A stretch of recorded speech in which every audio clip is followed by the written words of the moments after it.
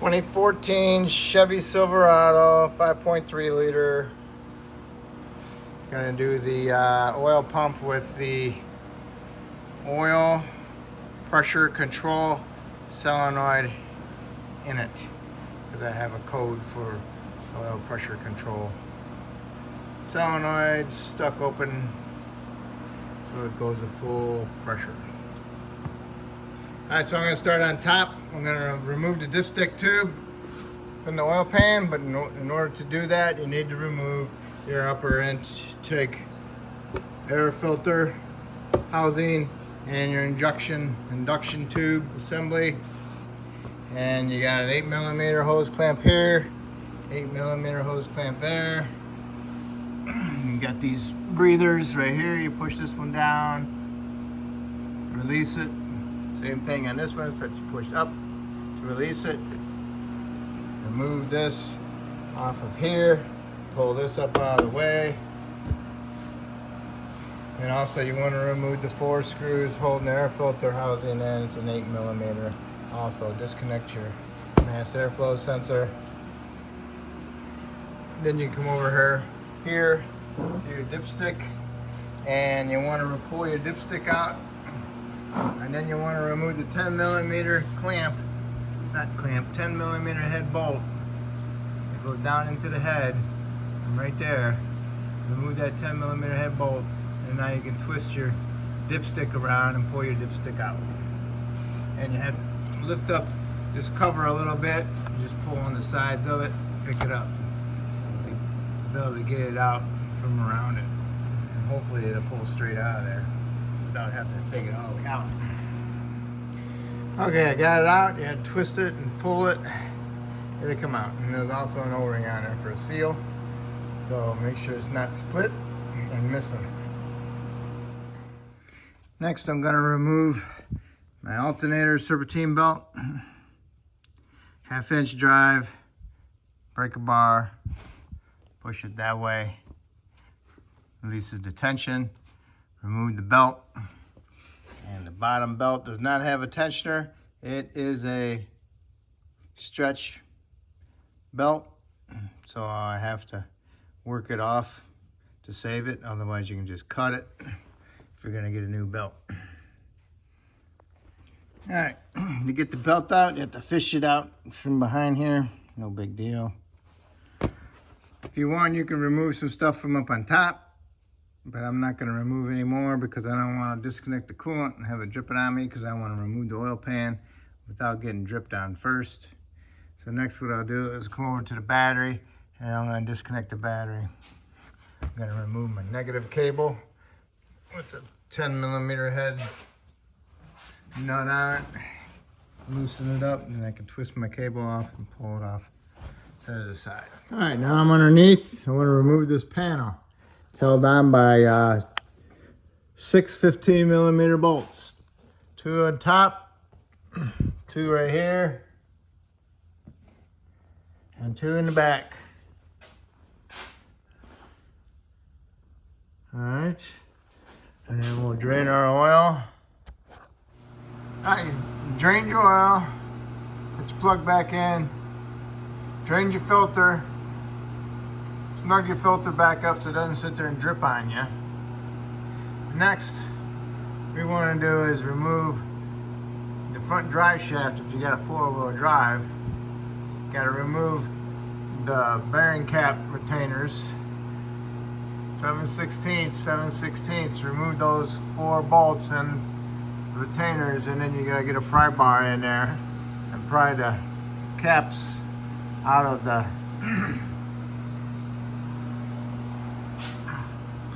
flange here. Be careful you don't rip them off. They're held together with this little band strap right here, but sometimes they get pretty rusty. Then once you get that out, you can push it in, and then you can push it up over the top. Come back here, remove these 4 15mm bolts, remove this skid plate, and then there's a clamp right there. You don't have to, yeah. You can just try to get some penetrant, spray it around here, and you can remove this boot possibly off of there. or remove the clamp and do the same thing with that one. Put some penetrant around it. Haven't got there yet, but that's what I'm gonna do next. All right, there is a clamp right here. It's right here.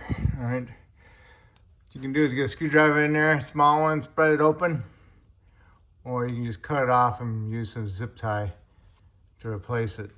All right. One other thing, you need to drop your sway bar link arm, sway bar arm, 10mm bolt head. Always the bolts break off inside here because this acts like a little pocket. Collects the water and it rusts up the nuts on the bolts right there. So what you want to do is spray them down with some penetrant, let them soak as best as possible. Be careful not to break them. Try them slightly. If they're gonna feel like they're gonna break, then you're gonna have to get a torch up in there and heat them up. And I've broken a couple of them. All right, you got the drive shaft loose. Push the drive shaft up over the front diff. Pull it out of the transfer case. You got the clamp off. Penetrant, remove it off this little lip. Pull the whole shaft out of the transfer case. Guide the shaft rearward, best as possible. And now all you're gonna do is get it past the sway bar, and you're gonna pull it out. Okay. Next you want to do is remove this crossbar. It has 4 18mm headed bolts and nuts. Leave one up in there so you can pry it down. And after you get it loose, you can pull this one out and pry the bar out of there. Kind of mark on there like an arrow front. RF and an arrow pointing that way. Right front. Next I'm going to take the power steering out of the way, which is electric. So you got to come to the front, undo these 2 clips, undo that big connector, come over here on this one, got 2 clips on this one, and you got a fastener there with the lock. Remove your 11mm 7/16, get a flat blade screwdriver, pound it in the slot. So open it up a little bit and try not to turn your steering shaft. Try to keep everything in the same spot when you remove it, because it will mess up your alignment on your steering angle for your column. Put some penetrant on the bolts on the other side. Goes in these, 1, 2, and then 3 right there. And then what I'm gonna do is I'm gonna drop it down. I'm not gonna disconnect my tie rods yet. I just wanna drop it down to see how much room I do actually have. All right, this one's an 18. These are 24. All right, okay, you got one more 18 inside here. Before you remove that, make sure you support it so it doesn't just drop on you, okay?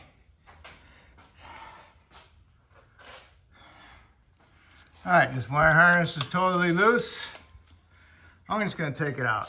So I remove my 21mm nuts from my tie rods.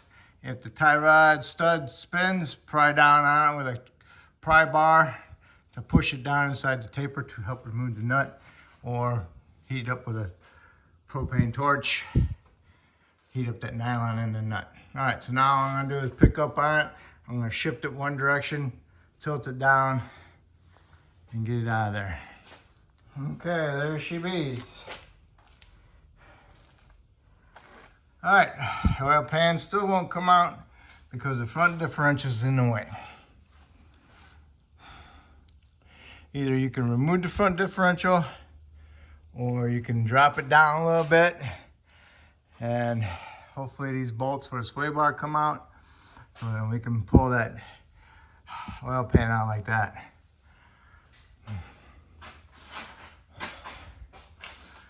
Hopefully. Otherwise, you'll have to drop it down. And don't forget there's a vent tube on top if you're gonna pull it out, disconnect it, right?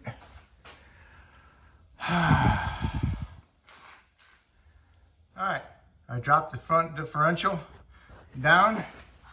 This is as far as it's gonna come down unless you disconnect the axles and pull it all the way out. So right here, with the bolt coming down from the top with an 18mm nut. On top it was a 15. And on the front right here, with the bolt coming down from the top, 15 head, 18 nut. And over here, these were 221 nuts. What I did was I did these two first, worked on these, removed my last nut, eased it down. And then I also took my tie rod ends. Wait, I already did that with my my steering rack. Also, I lowered this bolt down from the strut to 15. Came down by another ½ inch on both sides till it hits the nut right there, speed nut. And I pulled the front differential forward and dropped it down. All right, so now it's got a pretty good clearance. Hopefully the sway bar, I can get them bolts loose without breaking them. And then I can just swing the sway bar out of the way, and then I can undo the oil pan and pull the oil pan out. Hopefully. To get to the bolts on the driver's side for the differential, they're sunken down in there. So I use a ratchet with the socket on it, get up in there to hold it. I got 3 out of the 4 bolts out, and 1 broke off. I did it, ever so slightly, go a little bit and go tighten, loosen, and one of them snapped off. One out of 4, that's not bad. And then I undid one stabilizer link. That was a 5/8 and a 15. Got the stabilizer bar out of the way. Now here's my oil pan. Now I gotta work on the oil pan. Okay, there's a 13mm headed bolt with a stud on it that goes there for the wire harness. Undo that fastener. Then you got your oil cooler line. Goes over here on the side. There's a stud sticking out of the oil pan with a 10mm nut on it. Remove that nut. Go to the back. It goes into the side of the oil pan. Remove those 2 10mm head bolts. Break it loose so it bleeds, loses the oil. And there's a wire harness fastened right there and a little farther up. And they'll break because they got brittle.